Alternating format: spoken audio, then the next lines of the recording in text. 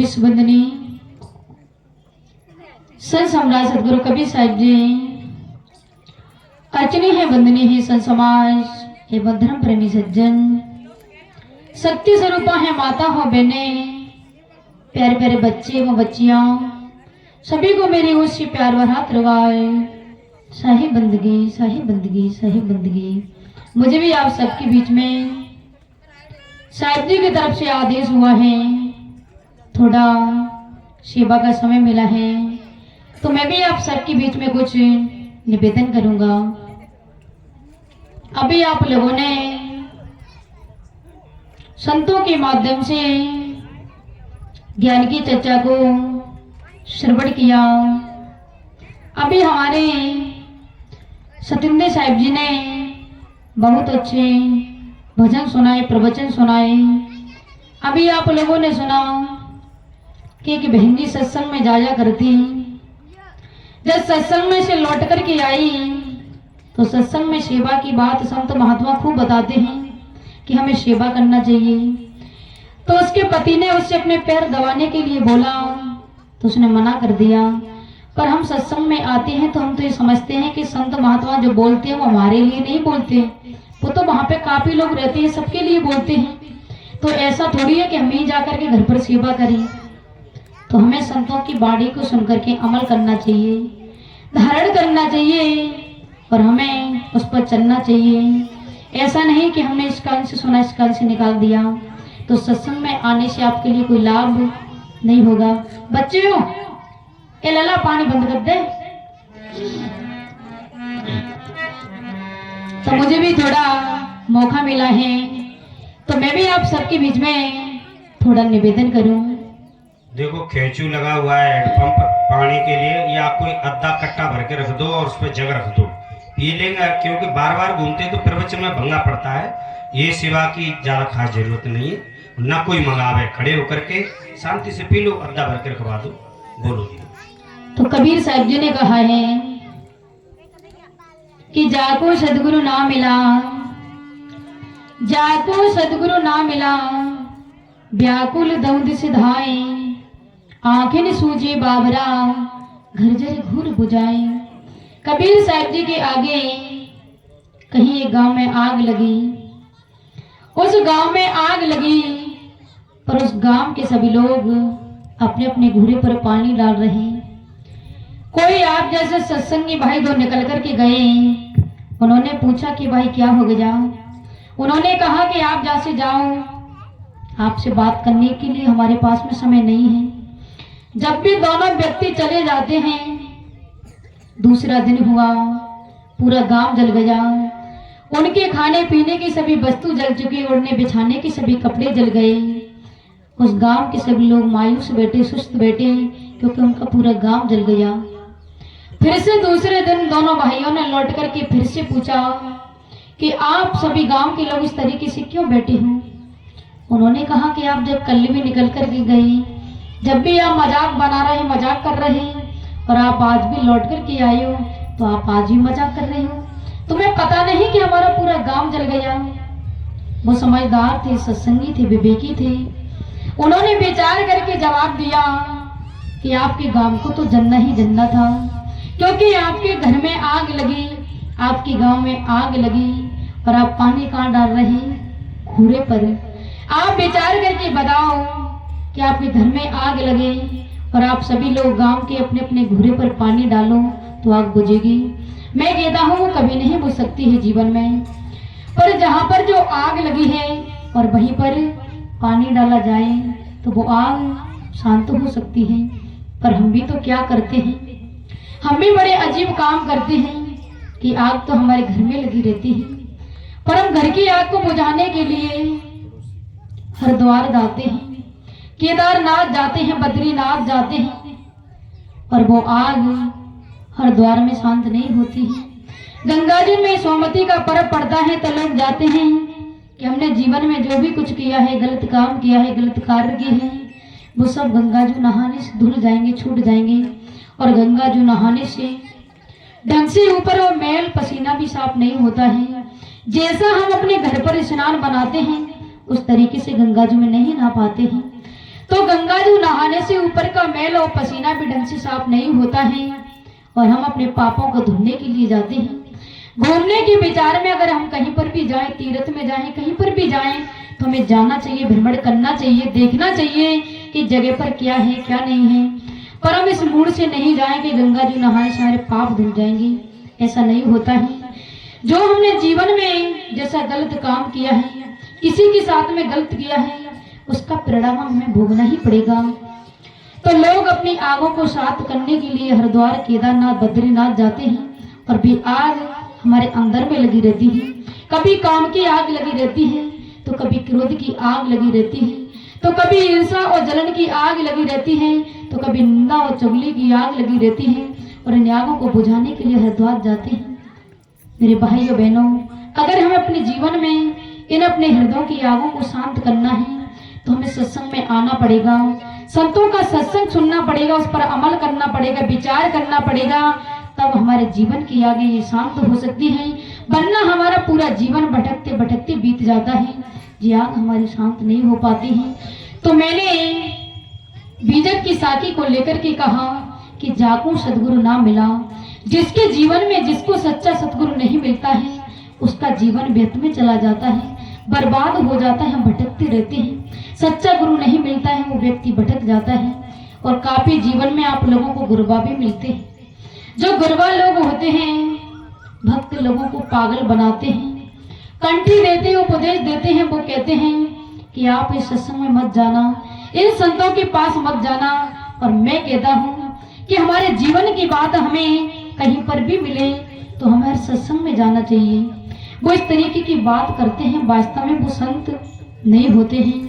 तो मैंने कहा कि जाको सदगुरु ना मिला, व्याकुल दौदे सिधाए, आखिर सूझे बाबरा, घर जर घुर बुझाए।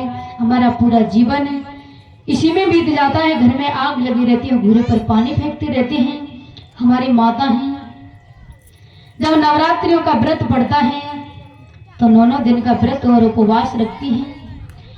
देवी की जाकर के खूब पूजा करती है। हमारे पास में करौली पड़ती है, तो सभी लोग खूब करौली पर जाते हैं, पैदल यात्रा भी करते हैं। और जिनके घर में जो बूढ़े माँ बाप हैं, बूढ़े जो माता पिता हैं, सास ससुर हैं, इनको एक लोटा पानी नहीं देती हैं और मंदिर में जाकर के पूजा करती है, व्रत उपवास रखती है। ऐसी माताओं से, ऐसे भाइयों से निवेदन करता हूँ कि जिन माता पिता ने हमें जीवन में सब कुछ दिया है, घर भी दिया, मकान भी दिया, पढ़ा लिखा कर कितना बड़ा कर दिया, अपने पैरों पर खड़ा कर दिया, फिर भी बच्चे ऐसे माता पिता को भगवान नहीं समझते हैं, तो हम अपने जीवन में बहुत बड़ा अपराध करते हैं, बहुत बड़ा अपने माता पिता के साथ हम धोखा कर रहे हैं। तो हमें ऐसा नहीं करना चाहिए। इन माता पिता से बड़ा कोई संसार में ना कोई देवी है ना देवता है, हमारी माता हैं। एक पूजा और करती हैं जिसको करवा चौथ बोलते हैं, व्रत रखती हैं।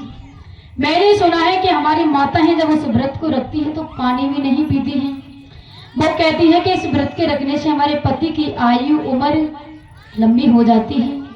और आप लोगों ने सुना होगा कि किसी का पति खेतों में काम करता है, किसी का पति कहीं बेंदारी करता है, मेहनत मशक्कत की कमाई करता है, उसके जेब में 500 रुपये होते हैं, तो हमारी माता है 1000 रुपये की साड़ी मांगती हैं। कहती है कि आप हमको 1000 रुपये की साड़ी नहीं दिलवाओगे तो हम आपके लिए व्रत नहीं रखेंगे, आप जल्दी मर जाओगे। तो बेचारा पड़ोसी के पास जाता है, 500 रुपये का कर्ज लेता है और अपनी पत्नी को खुश करने के लिए 1000 रुपये की साड़ी दिलवाता है। और वो कहती है कि हमने उम्र बढ़ाई। आप विचार करके बताओ कि उस बेचारे की जेब में 500 रुपये थे, 500 रुपये का किसी पड़ोसी से कर्ज लिया, तो उस बेचारे को उसका कर्ज भी एक दिन पटाना पड़ेगा। तो उस बेचारे की उम्र आपने एक दिन की और घटा दी और वो कहती है कि हमने उम्र बढ़ाई। उम्र बढ़ती नहीं, उम्र घट जाती है। तो माताओं से निवेदन करता हूँ कि इस व्रत के रखने से कुछ भी नहीं होता है। हमारे इस भारत देश में देखा जाता है कि जब हमारी बेटियों की जब हम शादी करते हैं तो किसी के पति बीमारी में चले जाते हैं, किसी के पति एक्सीडेंट में चले जाते हैं। वो भी हमारी बेटियां, वो भी हमारी बहन व्रत रखती हैं, वो भी उम्र बढ़ाती हैं। अगर इस व्रत के रखने से हमारे पति की उम्र और आयु लंबी होती तो हमारे इस भारत देश में देखने के लिए हमारी बहन और बेटी आज एक भी विधवा नहीं होती, क्योंकि वो तो सभी व्रत रखती है, वो तो सभी अपने पति की उम्र बढ़ा लेती। तो ऐसा कुछ भी नहीं होता है। हमारे गुरुदेव, हमारे संत महापुरुष बताया करते हैं गुरुजन कि व्रत का मतलब होता है कि प्रण। हम अपने जीवन में झूठ बोलते हैं तो आज हम ऐसा व्रत रखते हैं, सब प्रण लेते हैं कि हम आज से कभी झूठ नहीं बोलेंगे। हम किसी के साथ में गलत व्यवहार करते हैं, किसी के बारे में निगेटिव भाव सोचते हैं, तो आज हम ऐसा प्रण लेते हैं कि आज हम ऐसा गलत काम कभी नहीं करेंगे। तो व्रत का मतलब संत गुरुजनों ने इस तरीके से बताया है। पर हम क्या करते हैं कि पूरा जीवन बीत जाता है, कोई राम राम रटते रहते हैं, तो कोई कृष्ण कृष्ण रटता रहता है, कोई राधे राधे रटता रहता है। पर जो राम जी क्या काम करते थे, राम जी सुबह उठ करके क्या काम करते हैं कि प्रातः काल हुटिके रघुनाथा, प्रातः काल हुटिके रघुनाथा, मात पिता गुरु नहै माथा। राम जी सुबह उठ करके अपने माता पिता के चरण स्पर्श करते, माता पिता से आशीर्वाद लेते। तो हमें भी सुबह उठ करके अपने माता पिता से आशीर्वाद लेना चाहिए, उनके चरण स्पर्श करना चाहिए। इनसे बड़ा कोई दुनिया में ना कोई देवी है ना देवता है। तो मेरा समय ज्यादा हो जाएगा। हमारे अनुज भैया ने बोला था कि साहिब जी वो वाला भजन सुना देना, तो सुनाते हैं।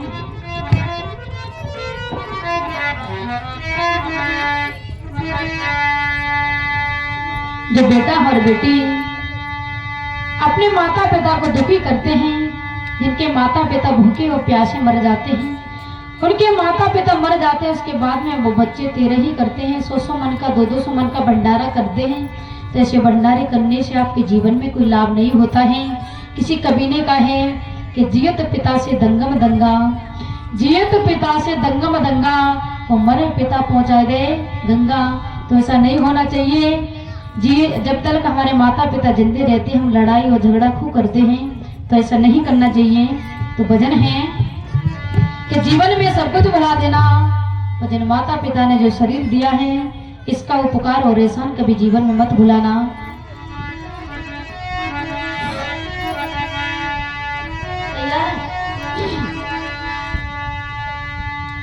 कि औलाद की खातिर सा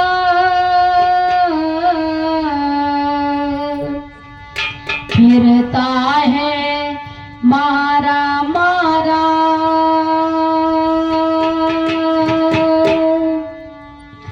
उस वक्त भला क्या मारे जिसको औलाद ने मारा। औलाद की खातिर ऐसा फिरता है मारा मारा, उस वक्त भला क्या मारे जिसको औलाद ने मारा। उसे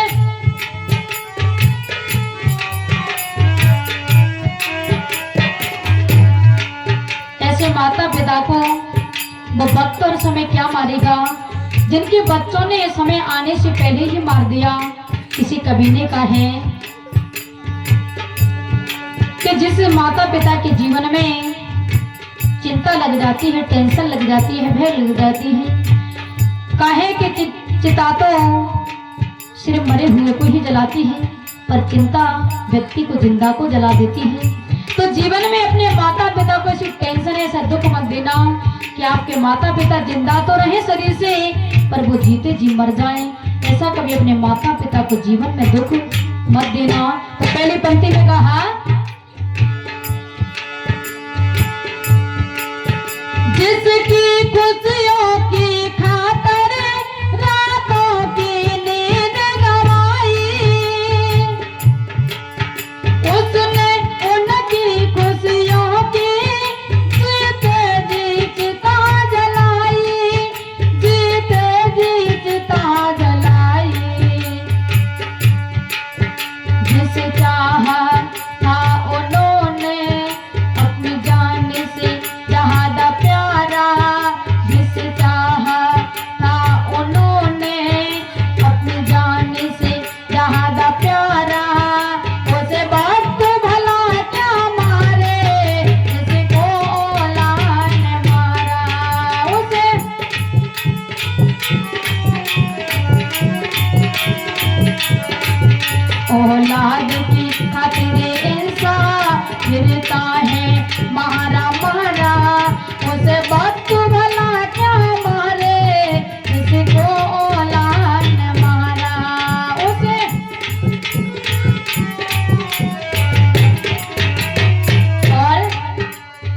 दूसरी पंक्ति में कहा,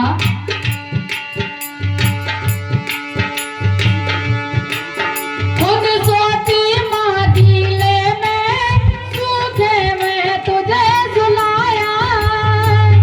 जब रात को बच्चा पेशाब कर देता तो हमारी माता है खुद गीले में सो जाती हैं और अपने बच्चे को सूखे में सुलाती हैं। और माँ के अंदर में इतनी ममता होती है, इतनी माताओं का हृदय इतनी करुणामय होता है कि काफी माता है जब बच्चे को जन्म देती हैं तो काफी माताओं का शरीर पूरा हो जाता है बच्चे की खुशी के लिए। वो माता है उस बच्चे की खुशी के लिए अपना शरीर पूरा कर देती है। तो हम अपने जीवन में अपनी माँ का एहसान कभी नहीं चुका सकते हैं। तो कहा,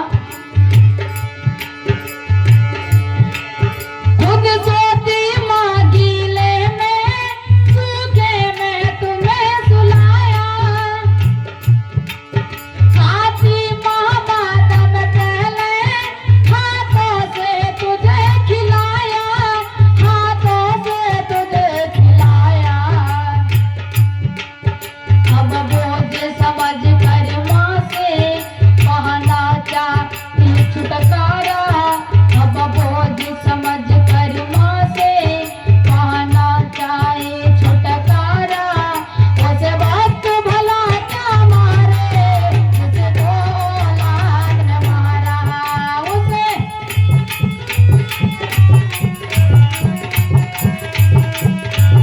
औलाद की खातिर इंसान गिरता है मारा मारा। उसे वक्त भला क्या मारे, उसे को औलाद न मारा। उसे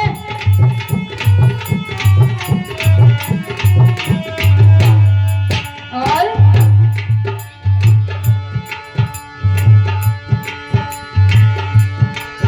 तेरे ही लिए हर चौखट पर माँ ने शीश झुकाया। जब किसी माँ के संतान पैदा नहीं होती है तो बेचारी मंदिर में जाकर के भगवान राम को पुकारती है, तो कभी मस्जिद में जाकर के अल्लाह और खुदा को पुकारती है उस संतान को पाने के लिए। जब माता पिता की वो सेवा का समय आता है, ऐसे माता पिता को वो संतान धोखा देती है। वास्तव में वो बेटा और बेटी कहाने के योग्य नहीं होते हैं, वो दुष्ट कहाते हैं। तो कहा गया, तेरे ही लिए हर चौखट पर माँ ने शीश झुकाया।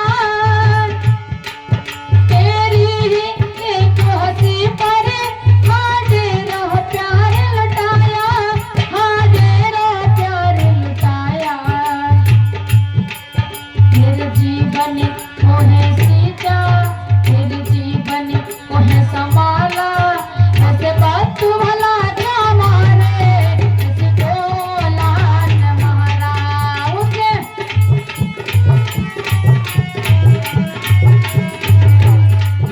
उसे बात तू भला क्या मारे, किसी को औलाद न मारा। औलाद की खातिर इंसान गिरता है मारा मारा। उसे बात तू भला क्या मारे, किसी को औलाद न मारा।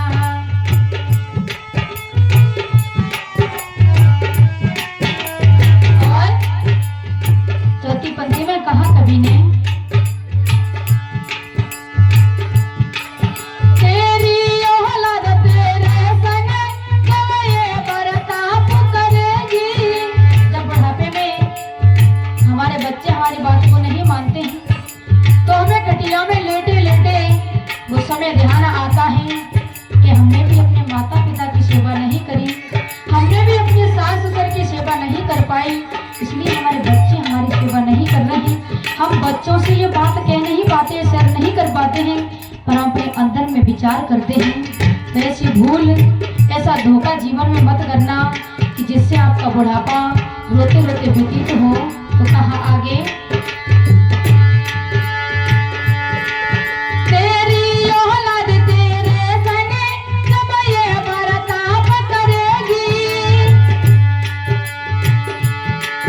माँ बाप पिता गुजरी थी तुमको मालूम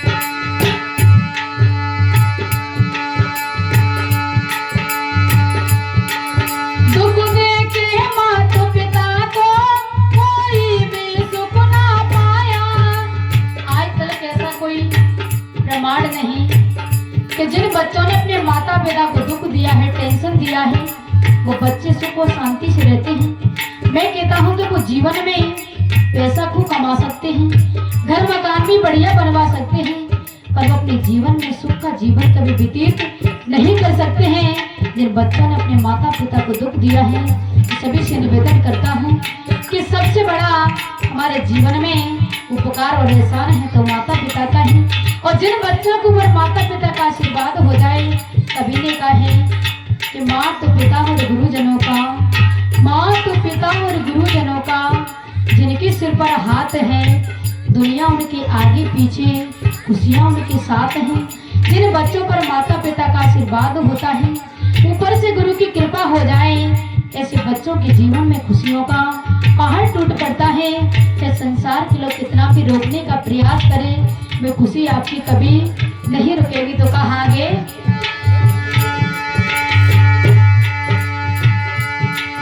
दुख देके माता पिता को कोई भी सुख ना पाया, इनके चरणों में जग का सुख सारा दुख नसाया, सुख सारा दुख नसाया। इनकी सेवा कर जीवन बन जाए ना उजियारा।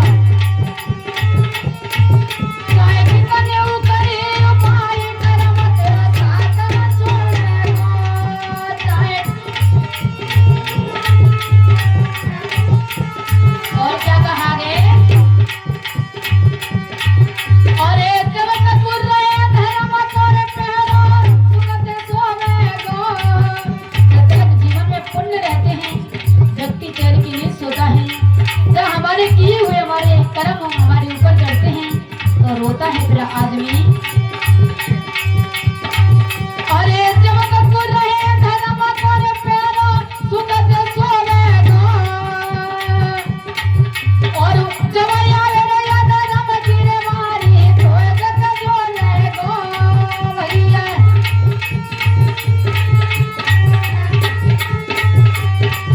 अरे जब आवे रे धर्म की मारे तो जग जोलेगा, कर्म तेरा चाहे कितने करे उपाय कर्म तेरा साथ न छोड़ेगा भैया, कर्म तेरा साथ न छोड़ेगा। बोलिए गुरु महाराज की सही बंदगी। सभी एक बार जोर से जयकारा लगाएं। आभार लगा दिए 10 मिनट में। बोल गुरु महाराज की।